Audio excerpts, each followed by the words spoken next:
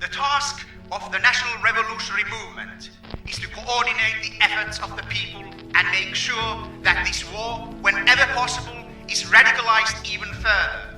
The task of the National Revolutionary Movement is to systematically escalate this war from schoolyard tussles, barroom brawls, and occasional street fights to a point of nationwide uprising when these seemingly random acts of violence fuse into a systematically executed, highly ideological and socially progressive revolutionary war.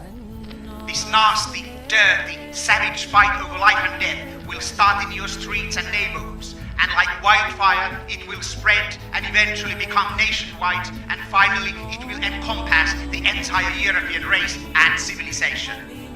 The party must be the stern and unflinching midwife of the revolution.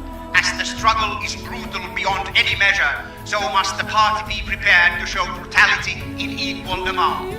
The party is forced to wage war on no less than 3 fronts. The party will fight against the howling, bloodthirsty masses of alien savages. The party will confront the chaotic rabble of leftist scum. The party will engage the paid minions of the decadent and morally corrupt liberal elite. The party will be vastly outnumbered by its enemies.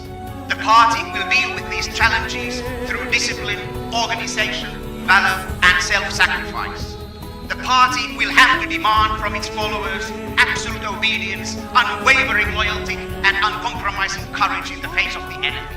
In short, the party will demand the vanguards of the revolution to live, and if necessary to die. It is clear that due to the enormous strain of this struggle, there is no time for daydreaming or idle humanism. There will be no fence-sitting, no neutral stance, no third way, no reconciliation. In the eyes of the party, everyone will be held accountable for their actions and inactions, for the things they have said or left unsaid. Everyone will be measured and